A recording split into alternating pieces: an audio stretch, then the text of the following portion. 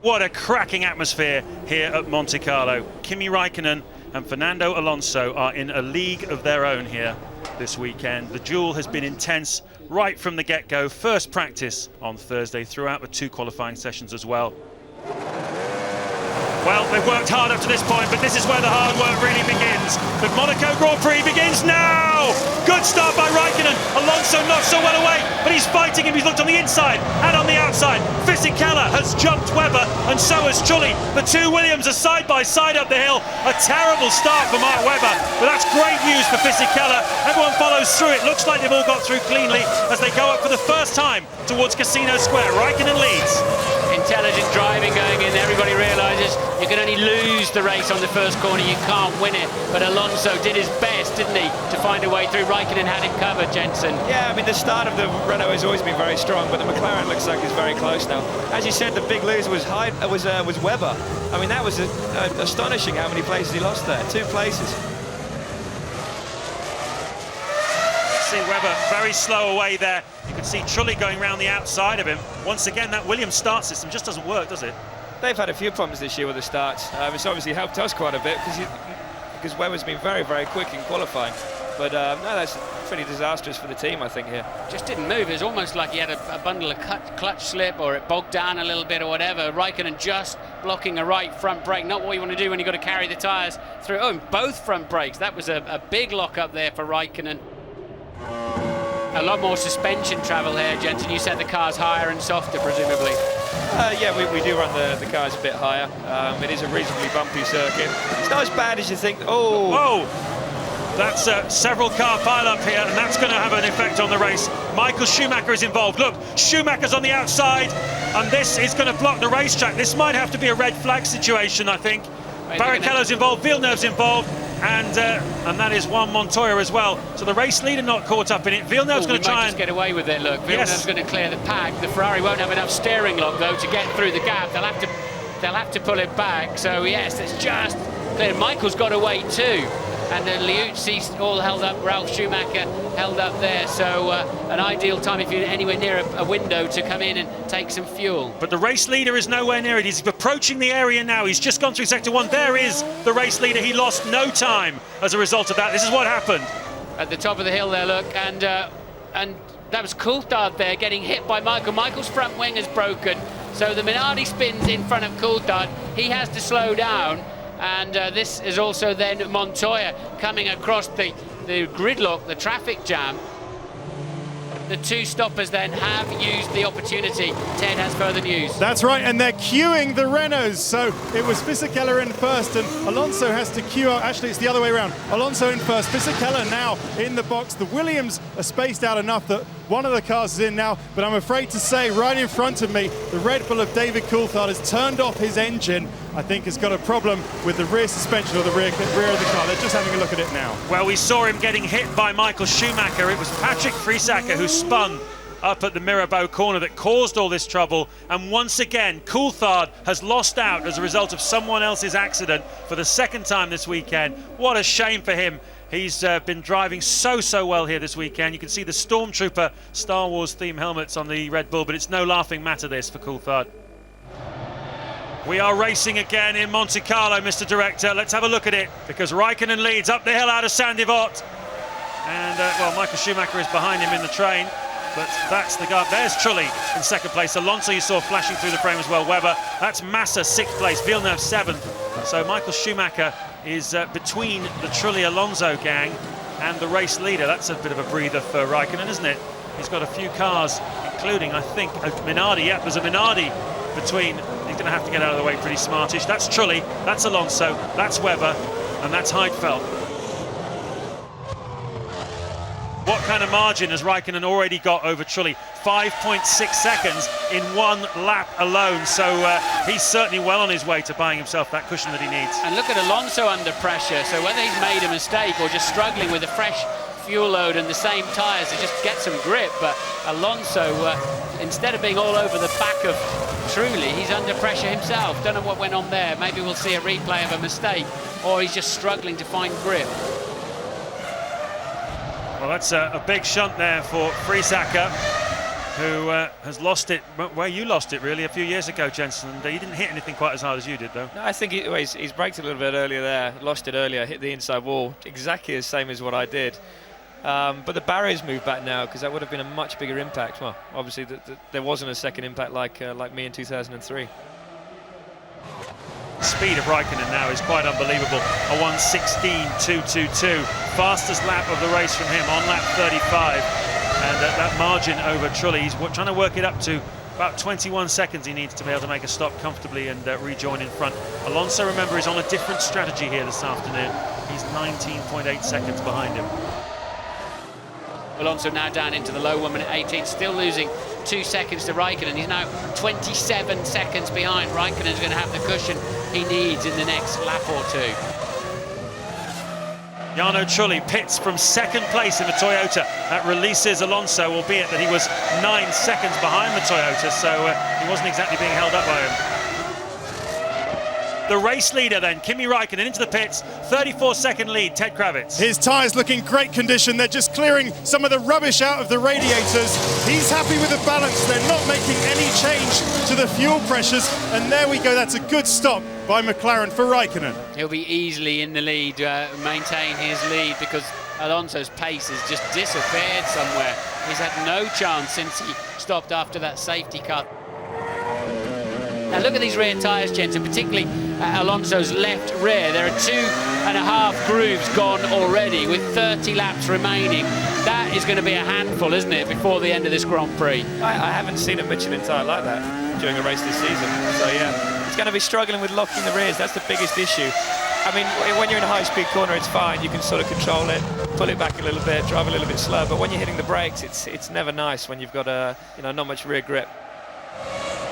Look at Alonso struggling. Sorry, James. General feeling is Jensen would have been certainly P1 and possibly P2. So Alonso goes wrong into the first part of the swimming pool, and Webber senses an opportunity now right up on the back of him, but Alonso regains his composure. Was it a concentration issue? Did he just have a problem getting the car turned in? Whatever it was, he took off over the first curve and got that first part of the swimming pool all wrong. And is this Michael having a go at Ralph and missing the apex, missing the chicane, and only just missing his brother? That won't be the first time they've run into each other either. Oh, Williams has just gone in. That's Heidfeld, just gone into the pits for his second pit stop. Yeah, he pitted the same time as everybody else on lap 25, and they brought him in a little bit earlier. Normally, if you stay out a little bit longer, it's an advantage, but not when you're being held up as badly as Mark Webber is. So if Heidfeld can take advantage of hopefully some clear air, which he certainly looks like he's got, then he might be able to do something about Alonso. Just 20 to go here in Monte Carlo as Mark Webber comes into the pits from third place. Teammate Nick Heidfeld rolled the dice just a lap ago. They're being held up by Fernando Alonso. The Renaults have terrible tyre wear here. Alonso second, Fisichella fifth. At the moment, they're really struggling for grip. And this is Williams trying to get their two cars in front of Alonso when the pit stop happened. That was Heidfeld that just flashed through the frame. So that one lap really helped Nick Heidfeld, and it really hindered Webber staying out the extra lap behind Alonso. And that could well be for a podium. But just look at this scrap here. They're all queued up behind Fisichella, the other Renault struggling for pace as well. Alonso's now into the 122s. That's how slow he's going. He'll have Heidfeld all over the back of him. We've got uninterrupted coverage to the end of this Grand Prix, and it's absolutely coming alive now as they're running out of tyres. Will they run out of patience in this pack that stretches all the way back from 6th to 12th?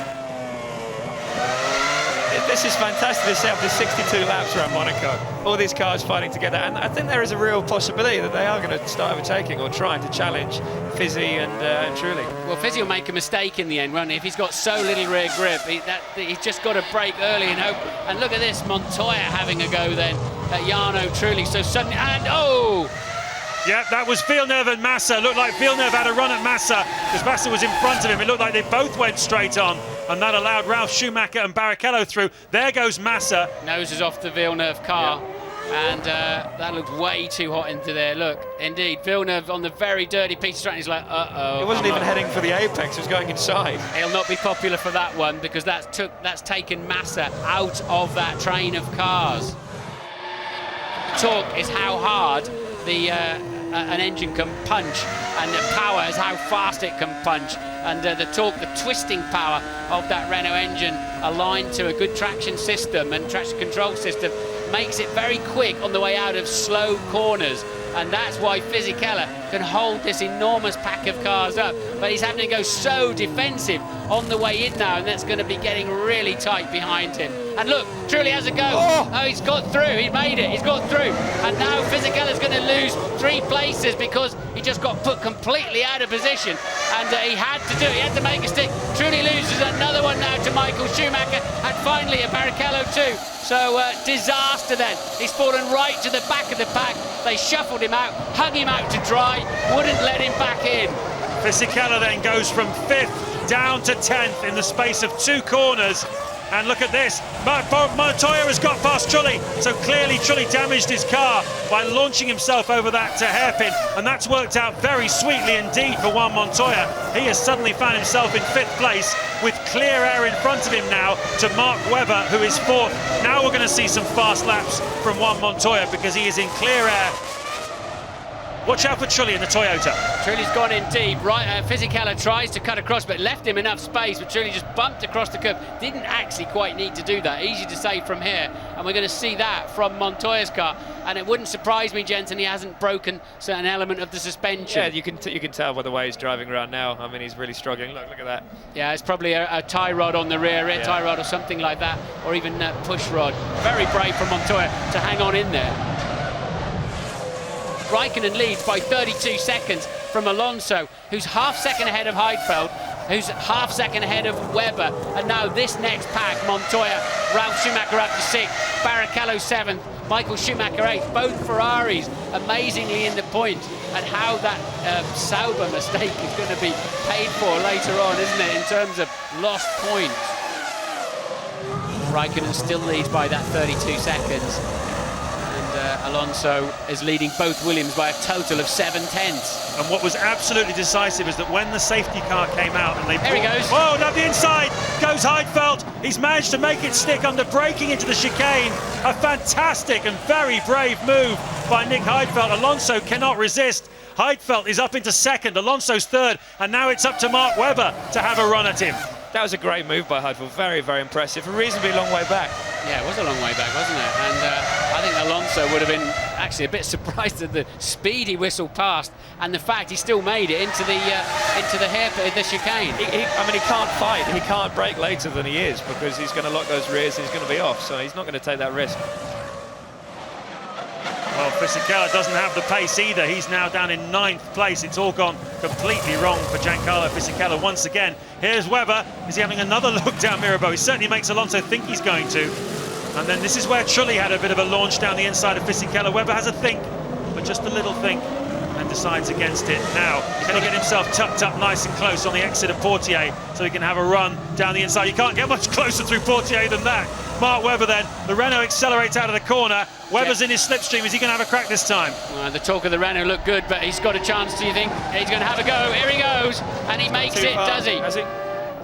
And I think Fernando will have to give him that place back. What do you think, Jensen? I think Fernando will have to hand that place back or get penalised. Well, the problem is that Webber went a bit wide as well. He actually went over the curb. He had all 4 wheels over the curb, so Alonso can say, you know, push me wide. I couldn't do anything. Yeah, but Webber made a specific effort to get back and maintain the racetrack. Alonso absolutely did not. Yeah, Alonso won't let him past.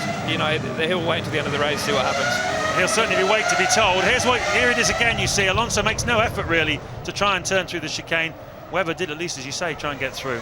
Renault have to tell him to let him back through, in my view. Yeah, looking at it again, yeah, you're right. Because Mark made a perfectly reasonable effort, and he just, and hopefully hasn't damaged the under tray of the car. And their faces will change in a minute when they see Alonso back in front.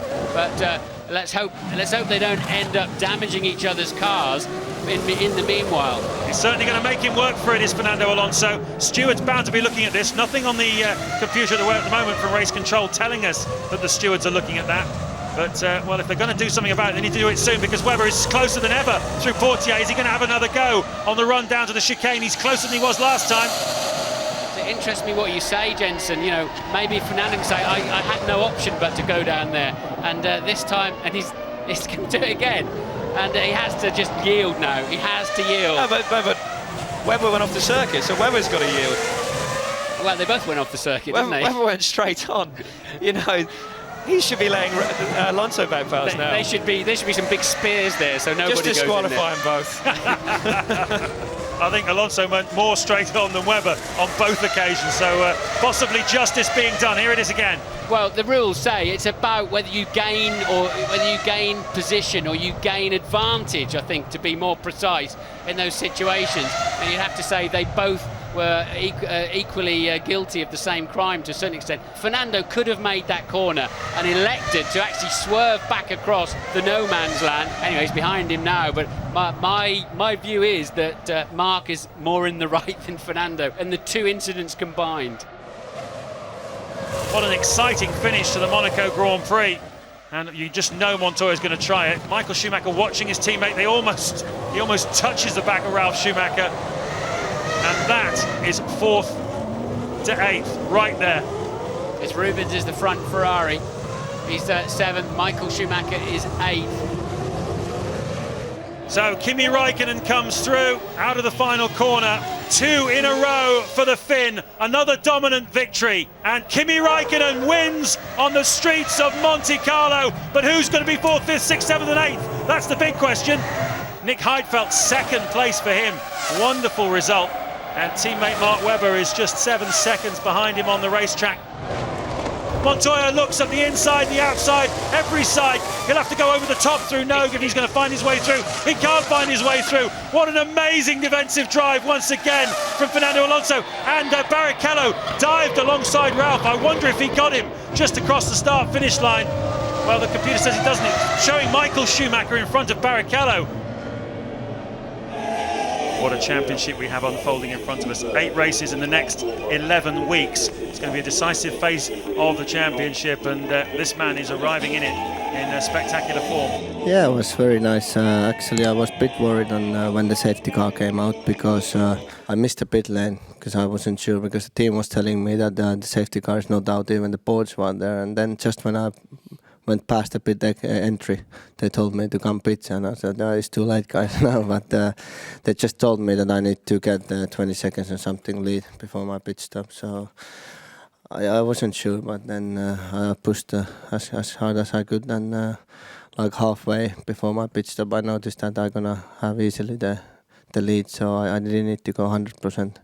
And then just after the pit stop, I was just driving around and try to keep some pace, because if you slow down too much with the tires what we have now, when you lose the heat on the tires, it's even more difficult. So it's not so easy to drive slowly anymore. So it was a bit difficult some places, but quite easily it came.